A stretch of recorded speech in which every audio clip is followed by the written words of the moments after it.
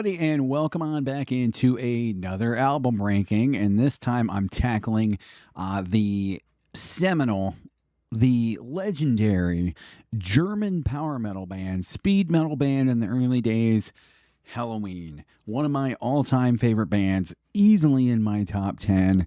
I absolutely adore them. I pretty much enjoy the whole catalog, but we're going to get down into the nitty gritty and really talk about that. 40 years of history. This band has had their ups and downs. They've had their lineup changes. They've had different eras. They've had financial and label changes and all the above that's going to happen in 40 years of making music and touring. And in my mind, in my opinion, they are one of the best legacy bands still going today and still putting out great records, some of which even rival some of their classics. And how they have handled this kind of legacy period where arguably they might be bigger than they ever have been is truly astounding. They truly have done amazing work, and the tours that they've done, the shows that they've done, the records that they put out, and what they did with bringing legacy members back into the band is second to none, because most bands do not want to part with money and ego. And usually ego gets in the way of making money a lot of the times with bands. And Helloween is not that band anymore. So far, for the last, 10 years or so, they've all gotten along very well and have made a ton of money and have done 2 very successful records and successful tours all the way around the world. So props to them. They're still one of my favorite bands and are still releasing relevant music today, which is more than can be said about a lot of bands that are 40 years deep into a run. I've seen them twice. We saw them a few weeks ago in Las Vegas, and that's what kind of got my mind going about revisiting the whole catalog and doing a ranking. They were astounding. We saw them in 2023 in Vegas, and they were also astounding. This most recent show was probably better, maybe recency bias, but I think the venue was just a little bit better and had a little bit more fun, just based on the circumstances. So that might not have been show related. I think the set list was definitely better, but anyways, guys, let's get into it and let's rank the mighty Helloween.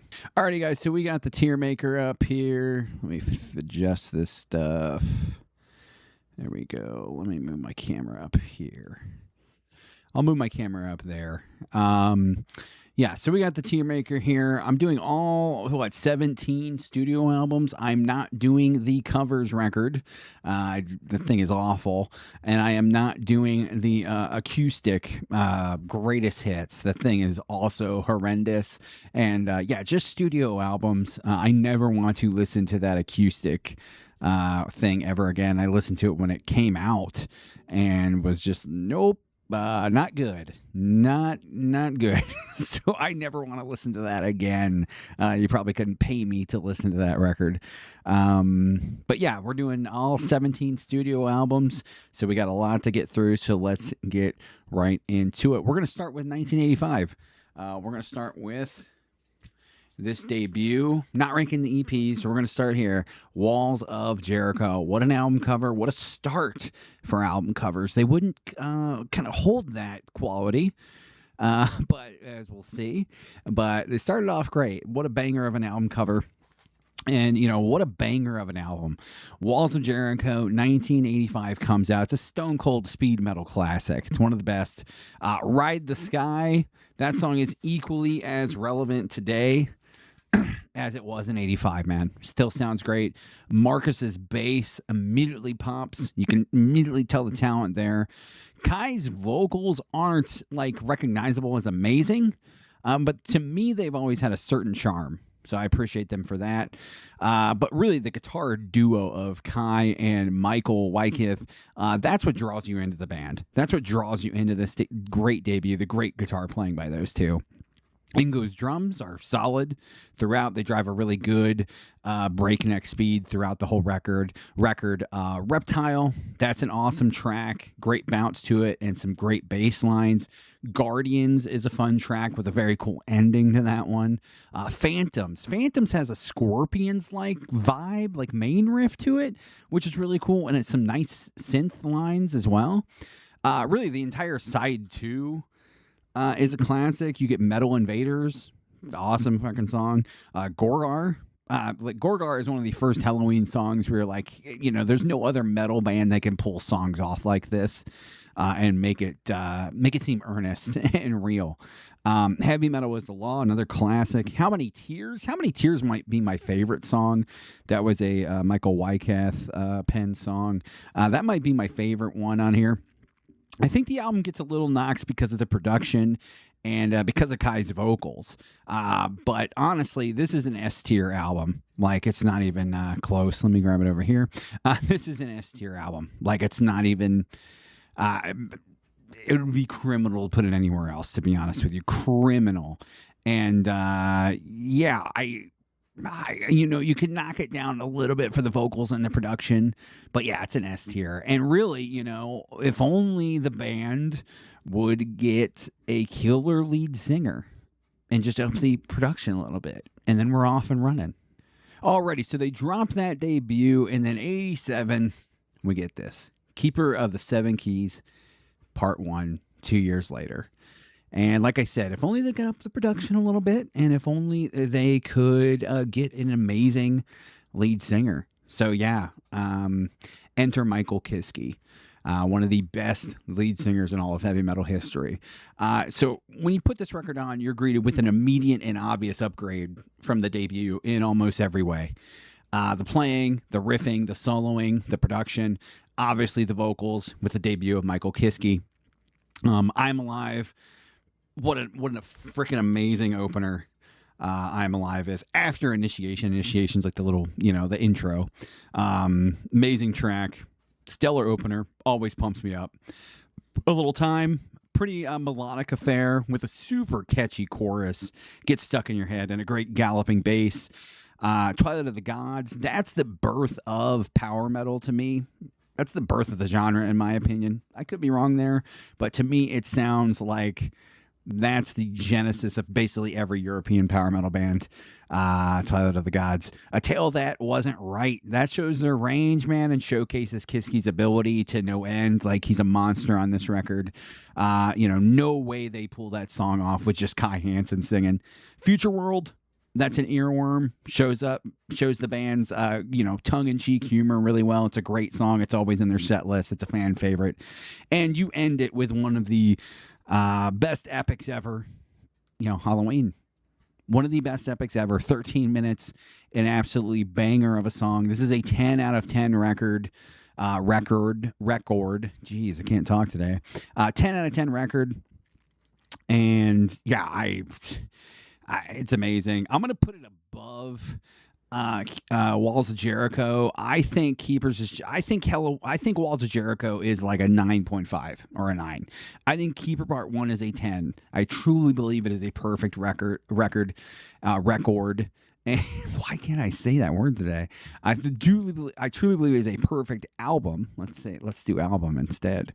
And yeah, it really doesn't get any better for me as far as like German power metal. So I'm going to put this at just a little bit above it. If I was actually doing like a regular ranking of these, I would probably put Keeper Part 1 as my number 1. And I would put Walls of Jericho probably like my number 3. Number 2, probably number 3, based on what's coming up next. So yeah, guys, let's keep it going. Alrighty, guys. So 1988, we get the follow-up, another awesome freaking album cover. We're 3 for 3 so far. That will soon fall apart, definitely. But yeah, Keeper Part 2. Keeper was supposed to be a double album, and the label said no, so they released the follow-up a year later. Really, like, the balls to follow up a classic and title the next record Part 2 that's a big move. That's a ballsy move, and they live up to it. To live up to it is even crazier. A lot of bands don't. They fail miserably. Ask Queensryche. Kiski has a little bit of rasp in his voice on this record, adds some more character to his voice. Eagle Fly Free is one of the best openers ever penned in metal. Like, that's a Marcus and Ingo showpiece. That song is amazing. Walk Alone is a good Kiski pen tune, which shows off his songwriting ability, something we kind of really didn't get on the Keeper Part 1, and features some great soloing by Kai and Michael. You, of course, get that duo still. Rise and Fall, that's an earworm. Another earworm, kind of like Future World, full of cheesy, campy goodness, only that Helloween can do. Dr. Steen continues that fun. Again, no other band could pull off Dr. Steen. Just what a fun song. These guys, when they hit right on the humor, it really, really hits. And a lot of bands can't pull that off. We Got the Right. That's one of my favorite Helloween tunes for sure. That's a Michael Kiske showcase. Side 2 is better than side 1. It's absolutely insane. March of Time. Super cool song. I Want Out. The band's biggest song. An amazing song. I never skip it. I never get tired of it. And then Keeper of the Seven Keys. One of the best epics ever written in metal. Another 13-minute track to close it out, just like the previous record. And it's Keeper of the Seven Keys is such a good song. It's truly amazing when you learn into Michael's inspiration for writing that song and kind of taking references from the Bible and Jesus. It adds a ton to it. It truly does. I like when Helloween kind of gets more into the spiritual side of things, and they do that often throughout their career, and they kind of dabble in different spiritualities and different religious aspects. They don't beat you over the head with it, that's for sure. But they do a good job of referencing it, making you think.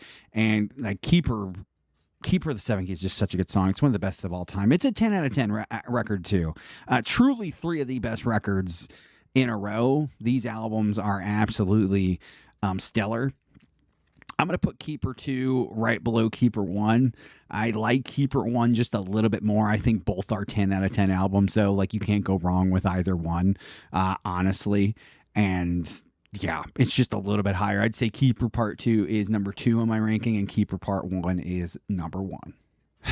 All right, so everything can't go swimmingly forever. Not a lot of bands can keep pulling off classic albums and have no issues. So 1991, we get this album, Pink Bubbles Go Ape. The first thing that should alert you that things are going south is the album cover. They also changed the logo, which never usually bodes well most of the time. You can usually count on good album covers and good logos, and when the band changes those things, it kind of tells you changes in the air, and it kind of tells you maybe they don't care about this as much sometimes. But Pink Bubbles Go Ape, terrible album title as well, released in 1991. They had 3 classic albums in a row.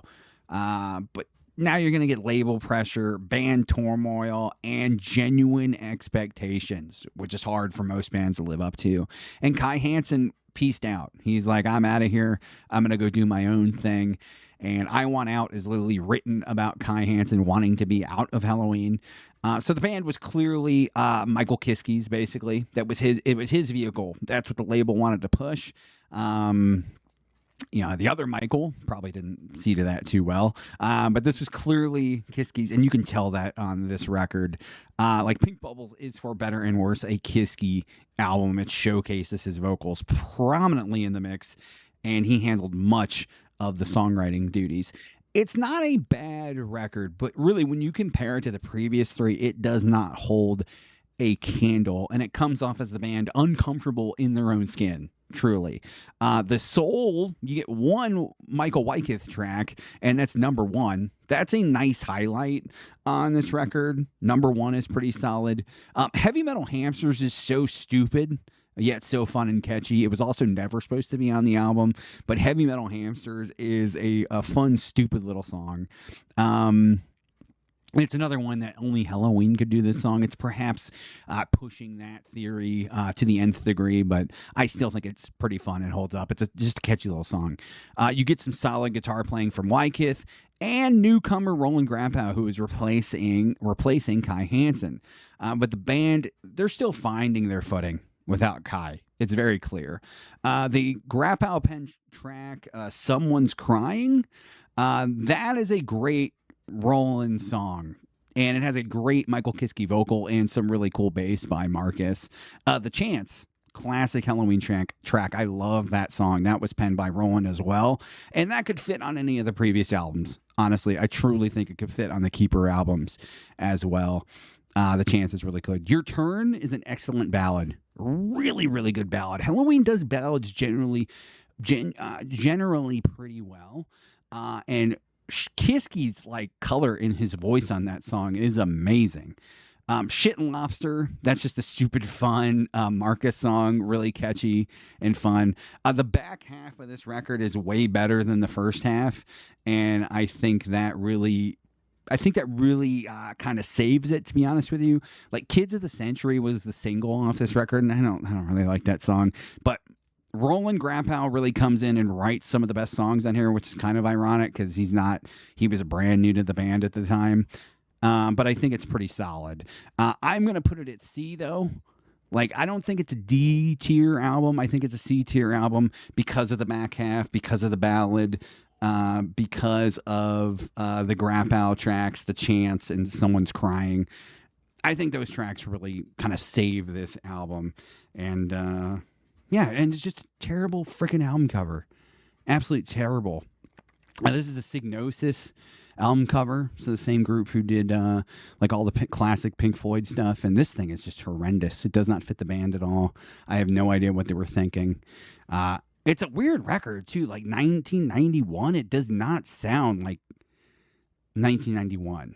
So they weren't really trend chasing. They were just kind of doing their own thing, which I commend them for.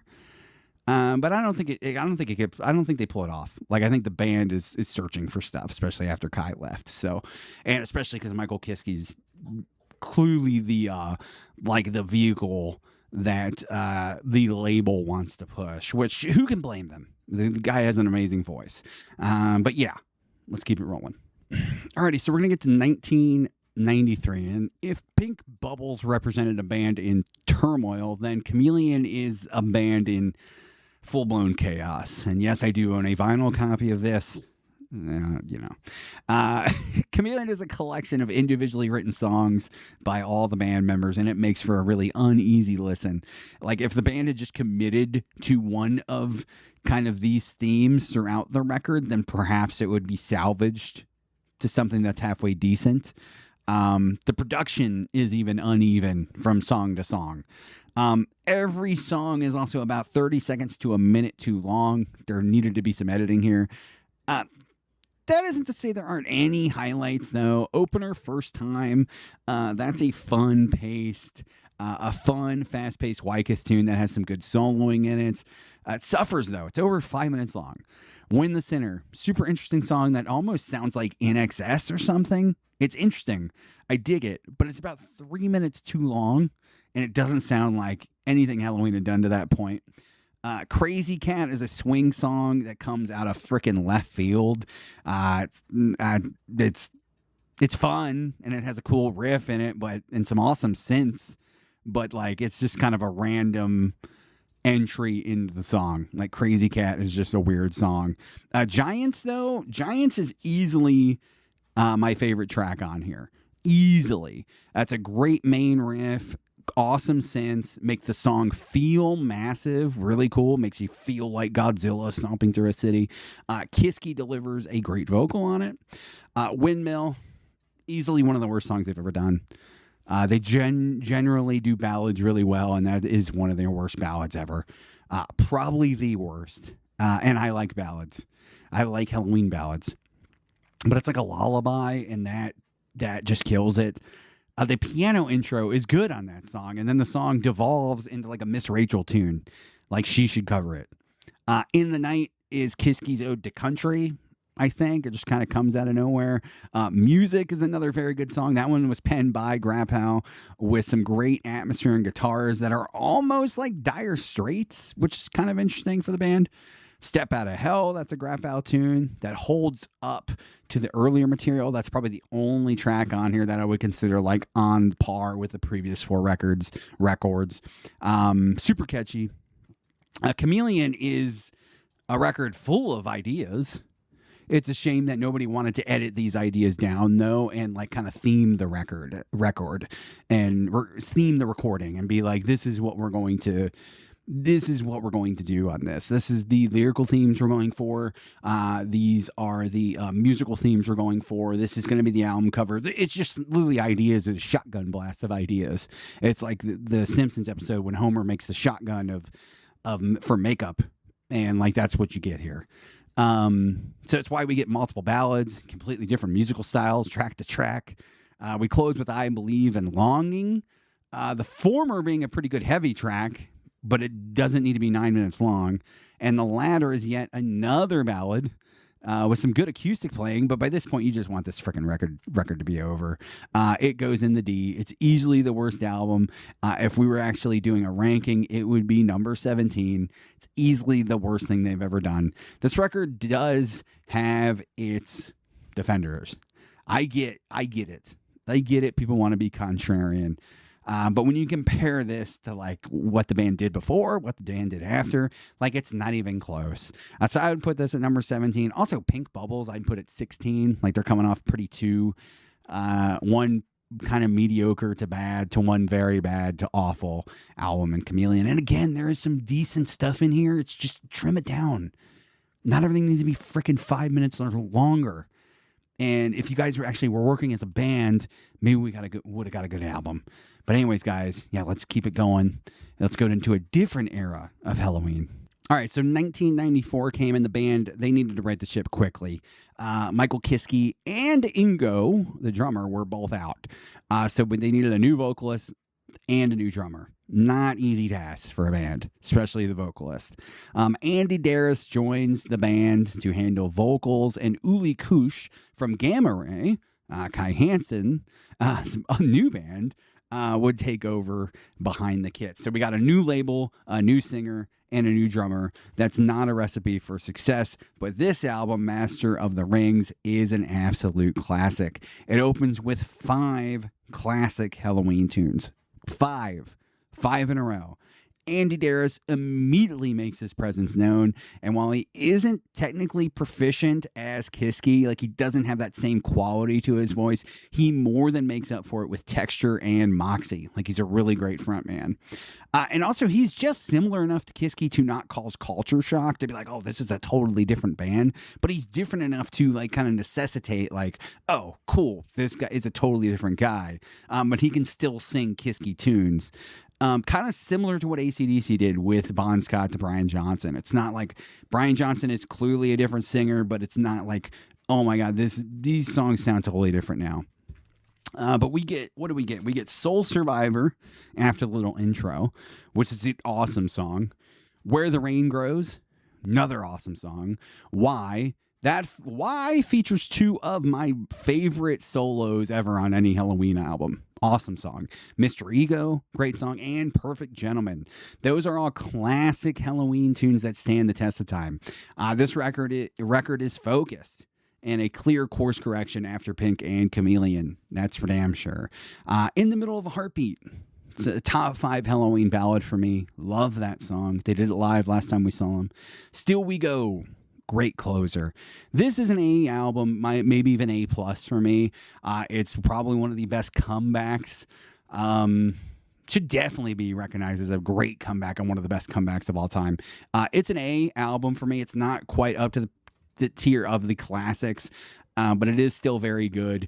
If we were ranking it, I would put it at number 6 on my ranking. But yeah, it's an A tier album. It's absolutely must listen. If you haven't gotten into the Darris stuff, like, it's a great album, man. You're missing out. So, yeah, let's keep it moving. We got 1996 coming up. All right, so the band kind of rights the ship. They find their footing, and they need a follow-up to what was a stellar release, in my opinion. And this album, Time of the Oath, is a solid and faithful follow-up to Master, but to me it's just a little bit lesser, which I know that might be controversial because I think a lot of people put this higher than Master of the Rings. We Burn, awesome, awesome fast-paced opener. Steel Tormentor and Wake Up the Mountain are solid, kind of unmemorable to me. Power, classic track. Power is an awesome track. That was penned by Wycliffe, and you get some nice Maiden-esque guitar leads combined with a super catchy chorus, which is classic Helloween. It's an earworm of a song. Forever and One is another classic ballad by the band. Again, they generally do them well and nail the ballads. Before the War grabs you by the end of its 4.5 minute runtime. It's another solid, fast-paced power metal tune. A Million to One, great mid-pace, kind of ballad-esque song with some nicely featured bass by Marcus. And it's one of the few Uli pen tracks, who's kind of an underrated writer in the band. Anything by Mama is dumb lyrically, but seriously catchy. And it's inoffensive. It's less than 4 minutes, so it moves along nicely. You trim a couple songs, mainly Kings Will Be Kings and If I Knew, and you have like another really classic album. Right now you have an okay album, and it goes over the 60-minute mark, so it gets a little long in the tooth for me. That said, Mission Motherland, really cool song. It's a great Darius era epic. It is a little longer, but it comes off well. And Time of the Oath is one of the coolest Halloween songs ever written. The main riff in there is awesome. And I've jammed it for over 20 years, man. I used to listen to that thing all the time in high school on my MP3 player. And that's the lone Graphow song on here, regrettably. For whatever reason, he didn't have a lot of songs on this album. But Time of the Oath, I'm going to put at a B. It could be A, but I'm going to put it at a B. I think it comes in at number 10 for me. Honestly, it's kind of middle of the pack. I think it's a really good album. I think the production is solid, just like Master. But I think the way Master opens up with just 5 absolutely banger songs, it really holds up. And then this album just gets a little long for me. Like 61-minute mark, man. It's just, you got to be doing interesting things throughout the whole thing. And I don't think they do it. Like, you trim 10 minutes off this thing, 15 minutes, it's absolutely stellar. So some of the songs on here, I just feel like you could cut this in half or completely, and the album wouldn't be hurting for it. But it's a great album. It's a B-tier album. And like I said, if I was doing a full ranking, ordering them, it would be number 10. All right, so by this point, that current lineup had been really steady. They had released 2 great albums. Better Than Raw, this record was a great culmination of what they had been building. Push opens things up. Push, to me, is a better version of We Burn. I truly think it's a better version of that song with some awesome soloing in it. Falling Higher, another fast-paced banger that would fit on any classic Helloween album. Hey Lord, one of my favorite tracks they've ever written. It's one of Andy Darius's best penned songs. Awesomely catchy and has kind of a spiritual tone to it. I love when Helloween kind of delves into the religion aspect of it, and from a different angle than typically metal bands take. Very, very cool song. Also, an amazing solo by Michael Wycliffe at the 2-minute mark. I think that's Michael. I don't think that's Roland. It's absolutely amazing. Don't Spin on My Mind. Pretty dark and heavy song with a nice driving main riff and some fun Darius vocals in that one. Revelation, another great Darius era epic with some more spiritual lyrics showing up on the album. That song only gets better too the longer that it goes. Which is rare for me, like for a band like this. I usually like the shorter stuff, like 4 to 5 minutes is usually the sweet spot, minus the few epic, like the 13-minute epics. Especially like this era of the band, like 3 to 5 minutes is kind of the sweet spot for me. Revelation is a good one though. Time, another great Darius tune that is again kind of spiritual in a way. I think this album is when Andy Darius really hit his stride as a writer in the band. Like, I think he's kind of finding his footing and like, okay, I'm in Helloween. I can contribute a lot to these songs. And it has a really great driving bass line. in that song as well. I Can is a classic Helloween track penned by Michael Wyckoff. It's another song that would fit on any classic era albums for sure. Handful of Pain, another stellar song, showcases the many aspects of Darius's vocal abilities. I think he's an underrated singer, that's for sure. And there are no weak tracks here. Honestly, there are no weak tracks here, and Better Than Raw closes out the trilogy of these comeback albums on a really, really strong note. So I'm going to put Better Than Raw at number 8, just below Master. I would put it at number 7 in the ranking. So in the upper half, you get a great album cover, absolutely stellar album cover. One of the best they've ever done, honestly, and one that is kind of weird for this time frame. It's just like, we're just going to do an amazing album cover and then not do one for almost 20 years. It's just random. But yeah, Better Than Raw is an awesome album, and to me it kind of closes out that trilogy of Master, Time of the Oath, Better Than Raw. They were kind of building up to Better Than Raw. I think Master is a little stronger album just because I connect to those 5 openers really well. But yeah, Better Than Raw is a great album from the Darius era. All right, we're going to get to very soon another changing of the guard, and this record is kind of the end of the Master era lineup. So a Dark Ride drops in 2000. It is a much different sound than the previous 3 albums. You get drop tune guitars, which is strange for Helloween. They're not trend chasing here though. They do it really well, which we'll discuss. Andy features a much gruffer vocal. Lead track, Mr. Torture, probably one of my favorite Helloween openers ever, and is one of the first Helloween songs that I ever listened to. So it's stuck with me ever since. It's super heavy and super catchy, super cheesy. It's classic Helloween in the Dr. Steen vein. It's a great track penned by Uli. Roy Z is the producer. He brings a much different production to this than Tommy Hansen ever did on the previous records. It works and is refreshing for a band that hadn't ventured out in that department very much at all. Like, their productions were very much the same, minus Chameleon on almost every record. And it's Roy Z adds like a totally different feel to this. And if you're familiar with his work with Bruce Dickinson, then you will enjoy this. All Over the Nation, typical feel-good Michael Wyckoff tune, but it comes off well. Catchy sing-along chorus. Escalation, 666, really heavy track, and dark, penned by Roland. And it kind of broods along with a great main riff. Mirror, Mirror, one of my favorites, and If I Could Fly. Those are great 2 Darius songs, kind of back-to-back on here. So great 1-2 punch of Darius tunes. The former is a really dark and heavy track that has a main driving riff, and the latter being a super catchy, kind of obvious single bait. This is the Andy Darius single song, and we'll get into that later, but with a stellar guitar solo. Salvation, another typical Wyckoff banger of a song. The album is very much like Chameleon in that everybody was just writing what they wanted to write. But the production is unified. The track order is great, and the theming is much more aligned. They're not just kind of shotgun blasting songs out there and like, this song is going to be the swing song. This song is going to be the country song. This song is going to be the lullaby ballad.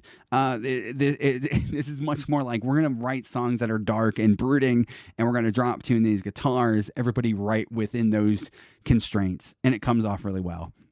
The Departed is a sick song that I highly recommend on here for people. It's another standout track by Uli. Check that one out. The Departed, Sun Is Going Down. That is a cool Uli track that stands out. Again, he was an underrated member of the band. There's no real bad track on this album, to be honest with you. And when you add the bonus tracks on, like, it's pretty top notch. It gets long, but it's pretty top notch.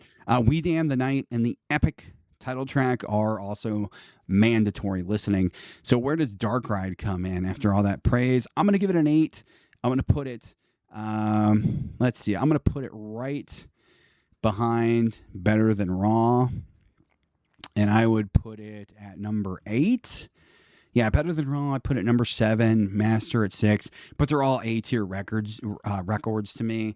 Yeah, they're all way worth listening. Some people just hate the Darius era, and I don't understand it, man. Because especially those 3 albums, like, they're so worth listening to. Those 4, like the 4 we just talked about, they're just damn good albums. So check them out if you haven't. And The Dark Ride is just a great one. It's definitely stands out in the catalog because it is a way darker album in theming and production, but it's cool because of that. It is cool. And the cover, while not great, isn't the worst they'd ever done. So I'll give them props for that. Alrighty, so the band was coming off The Dark Ride, which is a different album for them. And we lost 2 members, Roland Grappel and Uli Kush, both decided to leave. Both got shown the door, actually. So we had another massive transition for the band. And the band was coming off, like I said, the totally different Dark Ride. They decided to go back into the studio and capture that happy Helloween sound again. And this is one of the few records that I don't actually own physically. And we're talking about 2003's Rabbit Don't Come Easy. Not a great album cover, not a great album title, but let's talk about the music itself. Sasha Gerstner, a longtime member, would replace Roland on guitar, and Mickey D would handle most of the drumming on this record. They brought in another drummer. He got sick. He only did 2 or 3 songs, I think, that made it on the album. Mickey D did the rest, so we're already kind of in turmoil here. Just a Little Sign opens the album.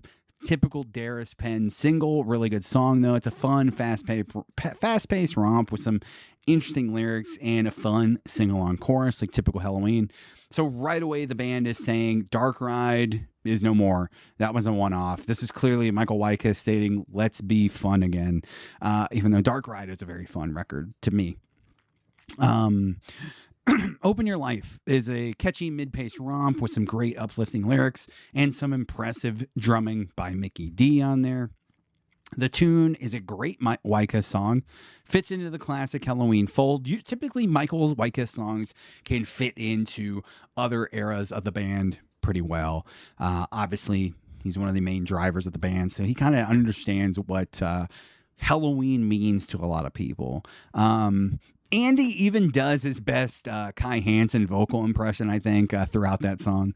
So it's kind of funny. Never Be a Star might as well be the sequel to Perfect Gentleman. They've kind of ran to that well a couple times. It's kind of strange. I like Perfect Gentleman, but it's kind of weird to do like multiple songs that sound as like sequels to that one. Cool song though. It's not quite as good, but it's still very catchy. And again, it's Darius' tune that I dig. I usually dig all his tunes. Liar comes off as a reject, honestly, from the Dark Ride sessions. It just doesn't work. The middle of the album goes off the rails. Hell Was Made in Heaven, though, is an awesome Marcus Penn track. They played that live last time we saw him, and it was great. Listen to the Flies is a pretty good ripper. You got some good drumming and soloing on that. The album closer, though, Nothing to Say, is 8 minutes, and it's rough. It's not a good song. This album is too long. It's too uneven. The band's finding their footing again. They're trying different things. They're bringing in the new members. They don't have a steady drummer yet.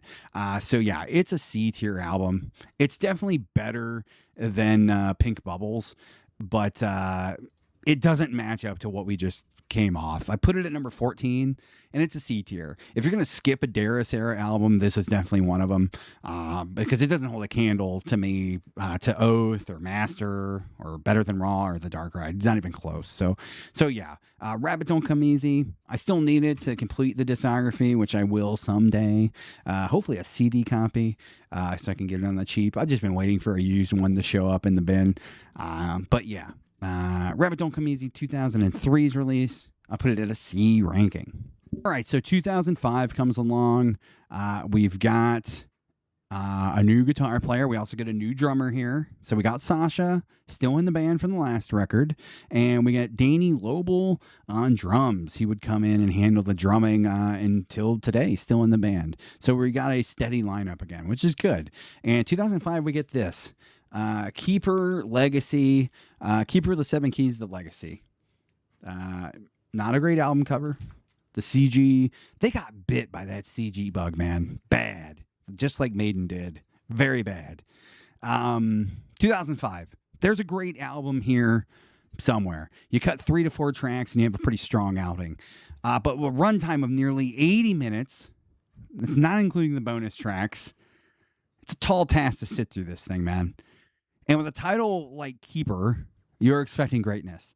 And the album falls short. The opener, King for 1,000 Years, is probably my favorite track here. And it's kind of downhill from there. And it doesn't insult you with its length. It's a very good song. It's like I think it's still the band's longest song they've ever done. They actually opened, I think they opened this most recent show with that. It's kind of a bold statement. It comes off really well live, especially with the addition of Kai and Michael back into the band. There's a really cool song there. And then the record just kind of keeps going and going and going. So there's enough going on in King for 1,000 Years. There's enough time changes, solos, really strong vocals to get you through that 14 minutes.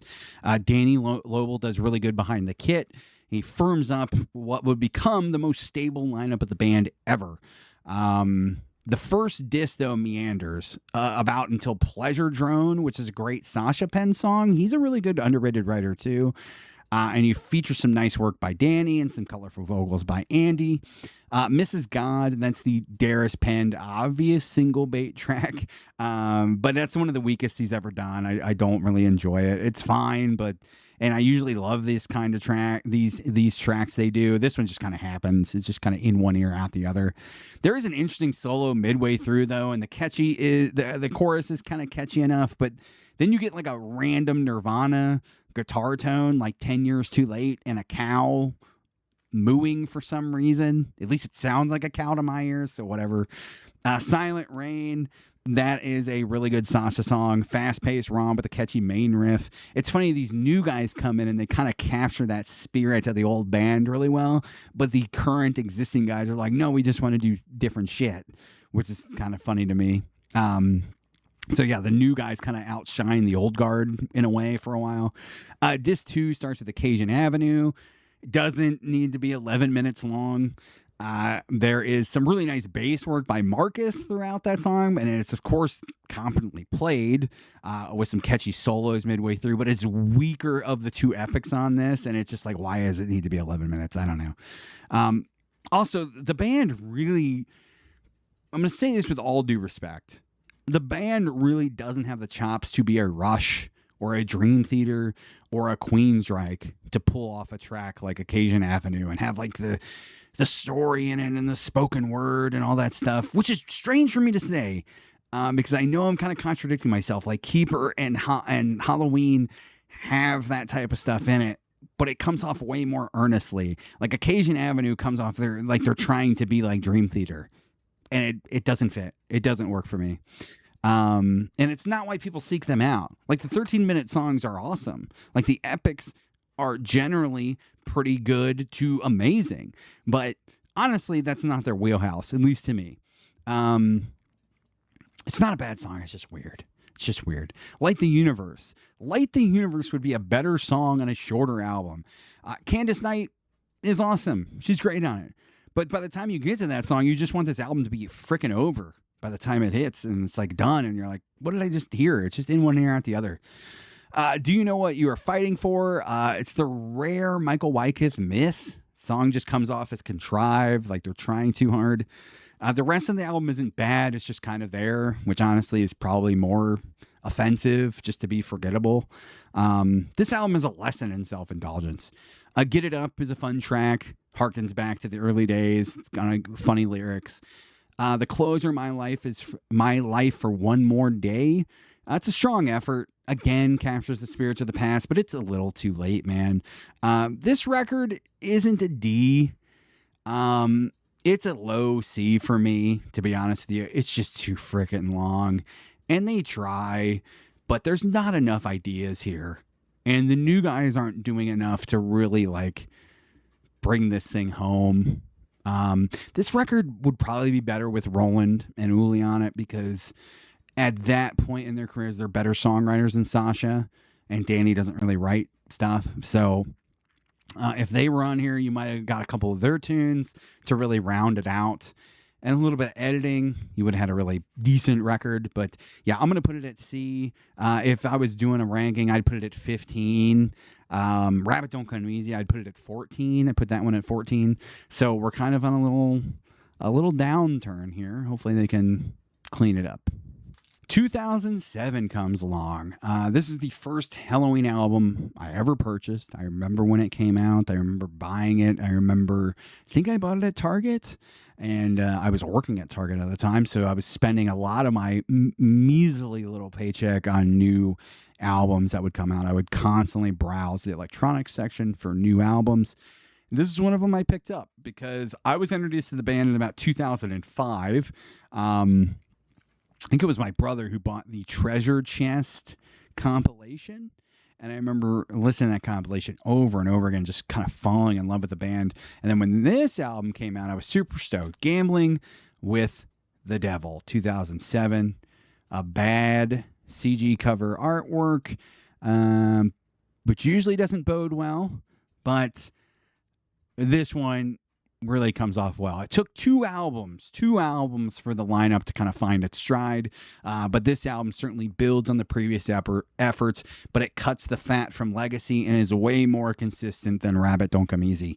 Kill It, a great Darius penned opener in the vein of Push.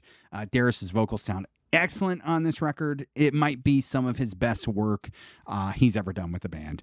I also really dig the guitar tones they get here. It's kind of mixing the Dark Ride with the previous two albums, and it comes off really well. The Saints, a Darius era classic. I love The Saints. Really, really cool song. Stands up to the older classics. Has some interesting vocal melodies on that song too. Check it out. As Long as I Fall, the Darius era single. This time, it comes off really well, filled with some great solos and awesome drumming. That song is an earworm, bears repeated listening. Paint a New World, another great track. That's what makes this band so special. A heavy track that is impossibly catchy with a ton of hooks. It gets stuck in your ear. Final Fortune might be my favorite track on this album. Final Fortune is really cool, super fun, catchy, and heavy, just like the rest of the album. This album is super strong all the way through. Great production. Darius sounds amazing. It's a great album. I'm going to put this in the A tier. I'm going to put it at number 9. So it's going to be just below The Dark Ride, but it's a solid album all the way through. It is one of the kind of best Darius only albums for sure, and I would put it in A tier. It's weird to put that over Oath, but it's just how I feel, man. It's just how I feel. Again, this is my opinion. You can have your opinion as well. It's the fun of the internet. But yeah, this is a great album. Highly recommend this if you haven't listened to this. If you're going to listen to any Darius albums, listen to the ones in the A tier, also Time of the Oath. But maybe start with Gambling with the Devil. It's a really cool album. It's a little long, but it doesn't wear out its welcome like Keeper Legacy. That's for damn sure. So check it out.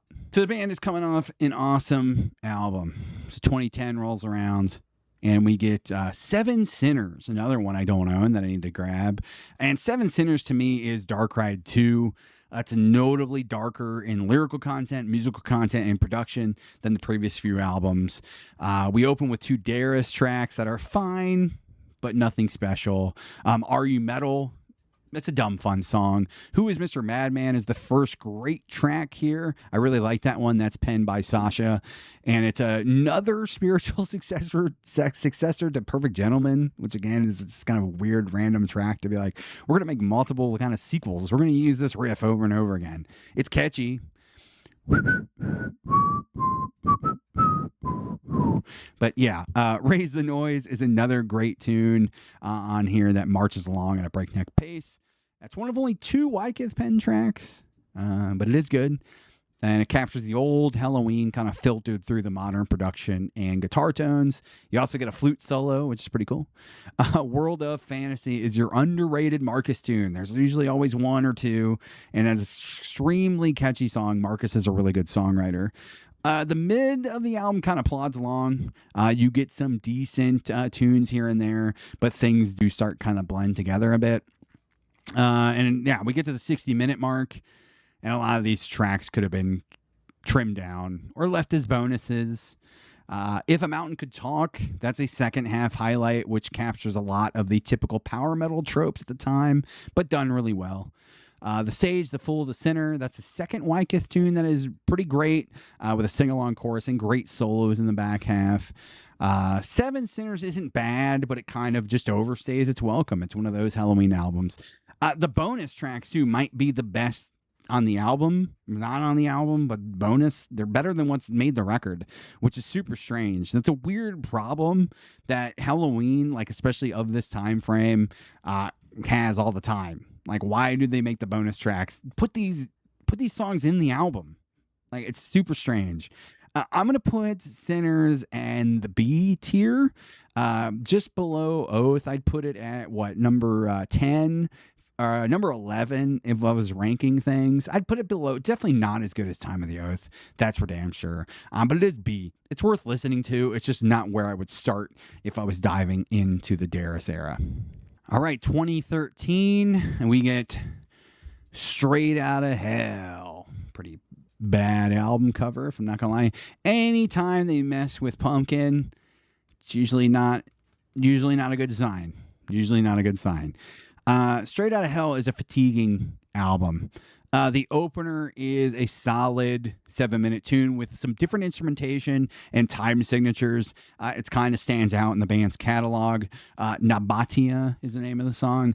But the rest of the album is very, very samey. There's nothing as catchy as anything on Gambling and nothing as heavy as what's on Dark Ride or Seven Sinners. It's a weird album. It's just kind of stuck in one gear the entire way through. It's competently played, of course. Like, the guys are super talented. By the end of the 60-minute runtime, again, super long runtime, you're looking at the clock. Like, when is this thing going to be over? Waiting for the Thunder and the title track, though, are easily the best songs on here. They're penned by Darius and Marcus, respectively. Asshole is an interesting song musically for the band, but lyrically it just doesn't come off well. Church Breaks Down, that's really an excellent closer, and one of the kind of rare Helloween songs kind of attacking religion, which is interesting. I think that's a Sasha Penn tune, so it does stand out in the catalog for that, but it's a solid tune. This record, though, like I said, is kind of just fatiguing. The production wears on you. It's overly long. I'm going to put it in the C tier. For sure, definitely above Pink Bubbles. I ranked it at 13, and that is going to be Rabbit I put at 14. Straight Outta Hell is better than Rabbit, I think, because it's a more cohesive piece of music, but it's still just hard to listen to. Like I said, it's fatiguing on the ears. The production is super loud, and it's just overly long. Again, bonus tracks are pretty cool. Why they don't make the albums, I don't know. There's plenty of songs I could switch out here. But yeah, Waiting for the Thunder and the title track, Straight Outta Hell, that's what's worth listening to here. All right, so let's get into 2015. Another album with a massive, right before a massive change for the band. My God-Given Right, one of the three that I don't own. We get the opener, Heroes. That's probably better than anything on the previous record that we just talked about, Straight Outta Hell. Super catchy track with an awesome solo about midway through. Really cool. Battles One, fast-paced track that would fit in with the classic era. Good tune. Title track, that's your 3-minute Darius tune that harkens to Master or Time of the Oath. Great song, very catchy. Stay Crazy is another fun Darius tune that is also very catchy. And this record is already way more fun than the predecessor that I just talked about. This album is long, though. 61 minutes long without the bonus tracks. But it feels shorter than the previous album. Like it actually goes along at a brisk nature because of the track order is better and the songs are catchier. It makes this a much easier listen. The middle section, though, gets a little iffy until Creatures in Heaven. That one is really good. It hits, and that's one of the best tracks on the album for sure. Creatures in Heaven, check that one out. If God Loves Rock and Roll, that's another solid Andy Darius 3-minute catchy single bait track. He does them really well. Has a really catchy hook in that main riff for sure. Claws, pretty good. Wicked Game as a bonus track. Wicked Game as a bonus track is freaking criminal. I have no idea why the band did this to themselves in this era. But My God-Given Right, I'd put it at C. I put it at 12. I think I'd put it right above Straight Outta Hell just because it is an easier listen. I don't think it's much better in like content, but the way they order the tracks makes it less tiring to get through. But to me, it's a C tier album. And yeah, we're going through another massive transition right now. So here we go. All right, so about like 2016, I think, they announced that Kai Hansen is coming back to the band for some shows. And then they announced that Michael Kiske was coming back for some shows. And it's kind of all there was to it. They were going to do these shows and kind of see what happened. But also, they weren't kicking anybody out of the band. So they were going to have 7 members, 3 guitar players, and basically 3 lead singers, even though Kai doesn't sing a lot. But 3 lead singers and 3 guitar, but absolutely crazy. 2020 rolls around, 2019, and they're like, shit, we should do a record. We're really having a lot of fun. 2021, we get the self-titled album. God damn, what a great album cover. Pumpkin is normal. I love it.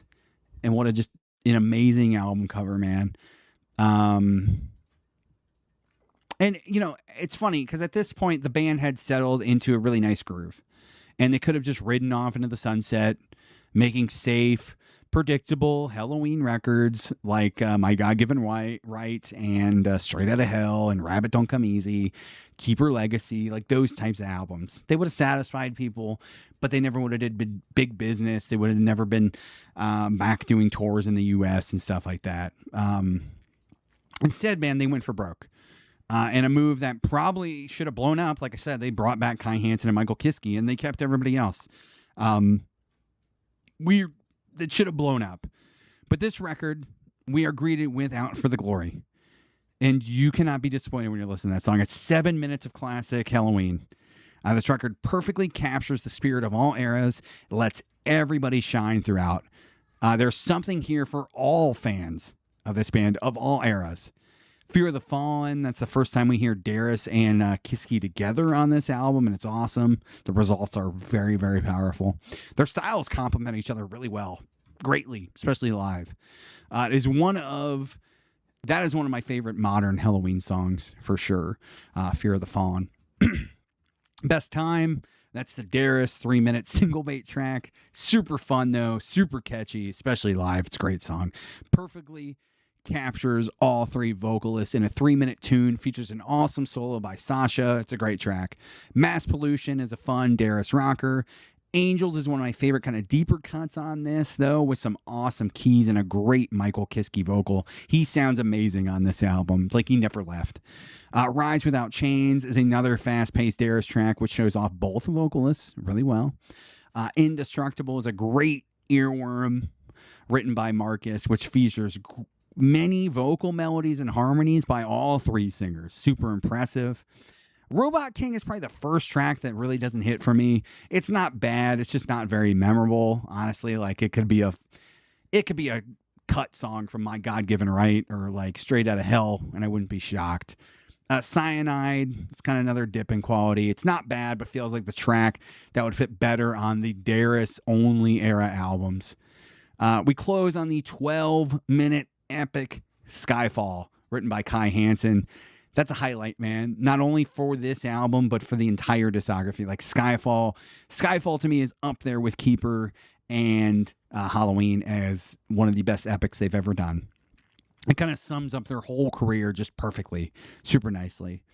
And that's a song I would hand to like a new fan. I would hand Helloween, I would hand Keeper, and I would hand Skyfall. Start with these songs. These songs capture what this band is all about. Maybe some of the more fun like single S tracks like I Want Out and Future World.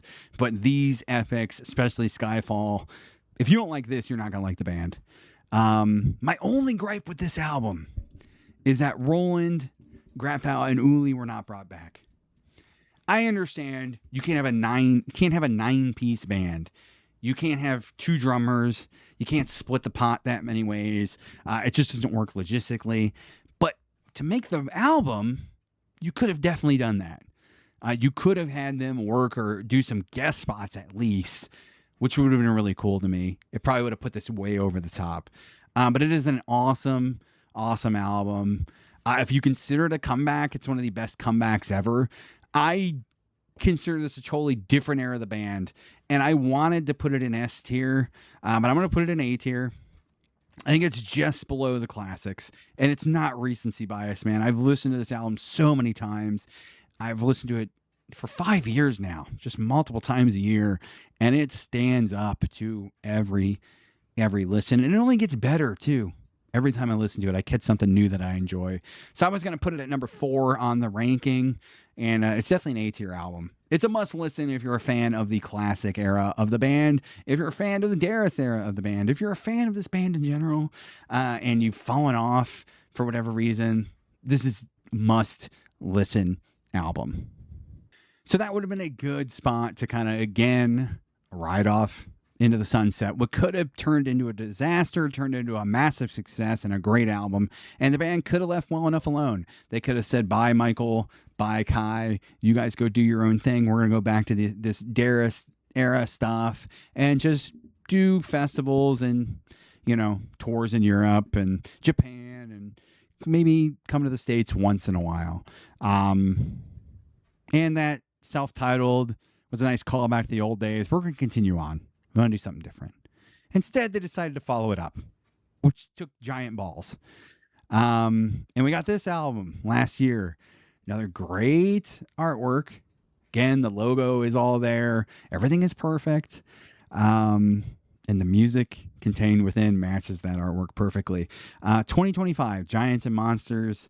They run it back. We start with Giants on the Run.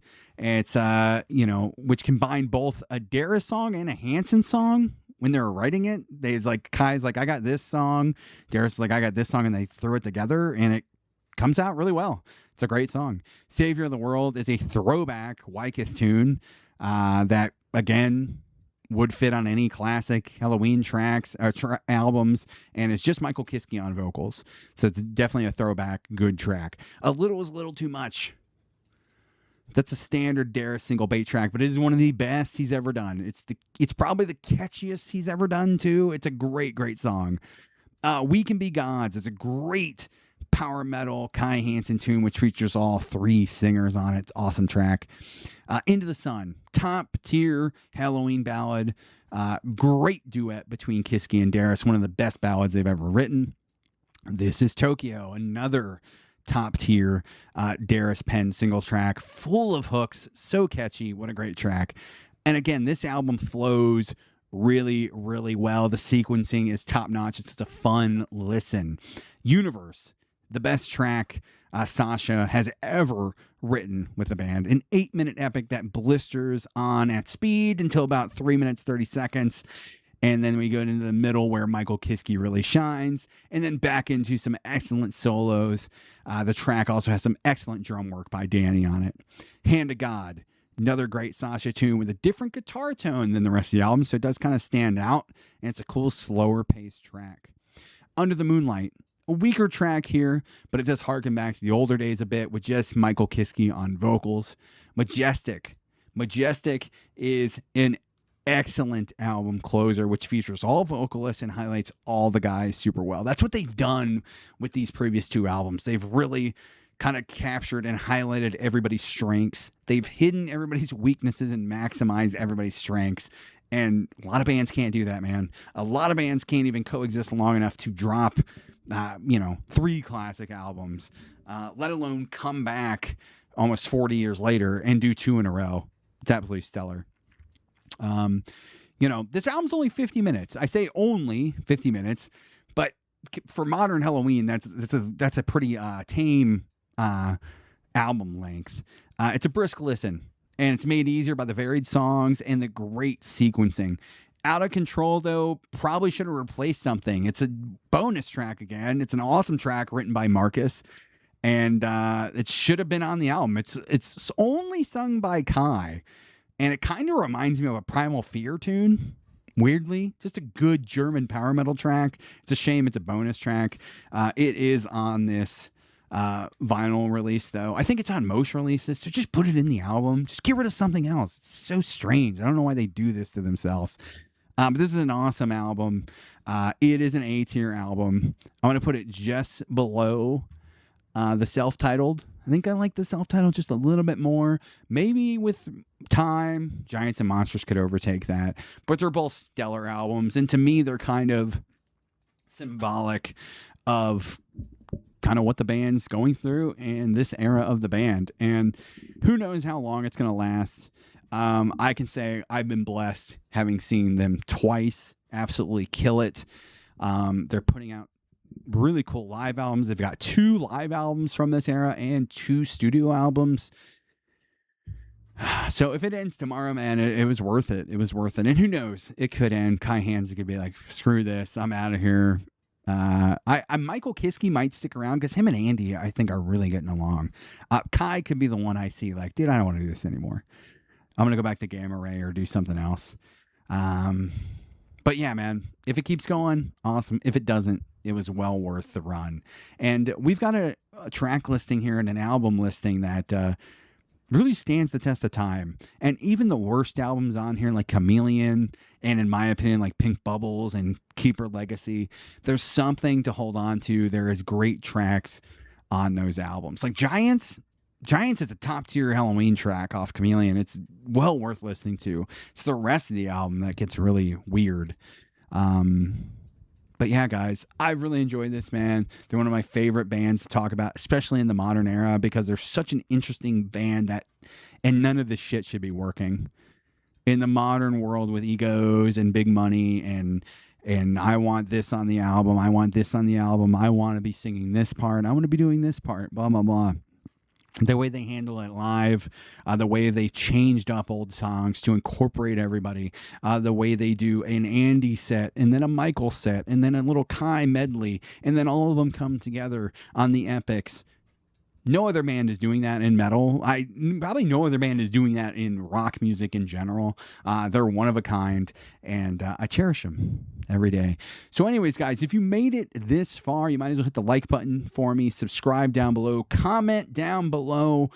What do you think of this ranking? Did I screw it up? Did I get it right? Did I get it perfect? Am I the perfect gentleman? Maybe I am. Maybe I'm Mr. Ego, though.